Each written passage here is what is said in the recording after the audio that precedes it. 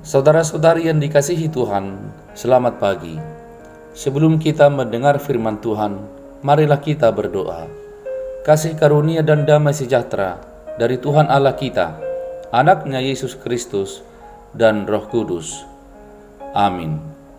Firman Tuhan bagi kita hari ini tertulis dalam kitab Amsal pasal 30 ayat 8. Jauhkanlah daripadaku kecurangan dan kebohongan. Jangan berikan kepadaku kemiskinan atau kekayaan. Biarkanlah aku menikmati makanan yang menjadi bagianku. Demikian firman Tuhan. Saudara-saudari yang dikasihi Tuhan, mana kita lebih siap?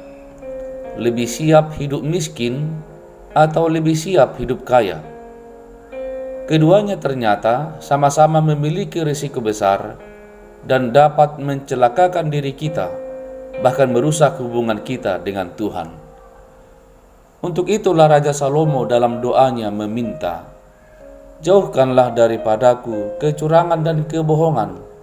Jangan berikan kepadaku kemiskinan atau kekayaan. Biarkanlah aku menikmati makanan yang menjadi bagianku. Mengapa Raja Salomo meminta agar Tuhan tidak memberi kemiskinan dan kekayaan kepadanya? Jawabannya ada di ayat berikutnya, yaitu, supaya kalau aku kenyang, aku tidak menyangkalmu dan berkata, siapa Tuhan itu? Atau kalau aku miskin, aku mencuri dan mencemarkan nama Allahku. Artinya, jika hati kita jahat dan rusak, kita akan menjalani hidup miskin dan hidup kaya sesuai selera dan kemauan kita. Kita akan memperalat kemiskinan kita untuk mencuri dan menipu orang. Kita juga bisa memperalat kekayaan, membuat kita lupa diri dan lupa Tuhan. Lalu apa yang baik bagi kita? Yang baik bagi kita adalah hidup sesuai dengan takaran Tuhan, bukan takaran kita. Membiarkan Tuhan menentukan seberapa banyak yang sebaiknya kita terima. Singkatnya, hidup secukupnya. Itulah yang sesuai dengan kehendak Tuhan. Sebagaimana doa yang diajarkan Yesus dalam Injil Matius pasal 6 ayat 11. Berikanlah kami pada hari ini makanan kami yang secukupnya. Namun saudara-saudari, mungkin kita akan bertanya, seberapa cukupkah secukupnya itu?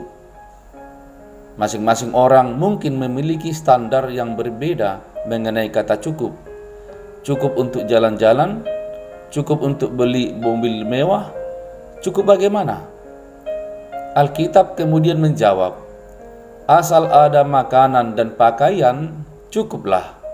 1 Timotius 6 ayat 8. Makanan dan pakaian itulah kebutuhan paling mendasar dalam hidup manusia, sehingga seharusnya jika keduanya sudah terpenuhi, itu sudah cukup untuk mendatangkan rasa syukur. Jika tidak menyadari hal ini, maka kita pun akan lupa bersyukur dan akan terus hidup penuh dengan rasa tidak puas. Lalu terjadilah sebagaimana dikatakan firman Tuhan, tetapi mereka yang ingin kaya terjatuh ke dalam pencobaan, ke dalam jerat, dan ke dalam berbagai-bagai nafsu yang hampa dan yang mencelakakan, yang menenggelamkan manusia ke dalam keruntuhan dan kebinasaan. 1 Timotius 6 ayat 9. Oleh karena itu saudara-saudari, Tuhan bisa memberikan segalanya hingga berkelimpahan. Namun sanggupkah kita menerimanya tanpa membuat hidup kita menjadi rusak? Mampukah kita bersyukur dan mempergunakannya untuk memberkati sesama, atau malah terjebak kepada ketamakan? Belajarlah untuk bersyukur dalam segala keadaan. Penyertaan Tuhan dalam hidup jauh lebih penting dari segala-galanya. Amin. Marilah berdoa. Ya Tuhan, kami bersyukur atas firman-Mu yang mengingatkan kami agar tidak terjerat oleh kemiskinan atau kekayaan. Tapi biarlah hati kami terpaut hanya kepada Tuhan. Hidup kami bergantung sepenuhnya hanya di tangan Tuhan. Terima kasih jika Tuhan memberi kami kesempatan hidup dalam kemiskinan atau mungkin hidup dalam kekayaan. Dan biarlah kedua-duanya itu tidak mencelakakan kami dan tidak menjauhkan kami dari Tuhan. Namun hidup secukupnya, itulah yang kami rindukan kepadamu Tuhan, agar hidup kami berarti dan berdampak bagi sesama.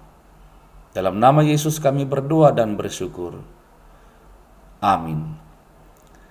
Saudara-saudara, selamat pagi, selamat beraktivitas, Tuhan Yesus memberkati.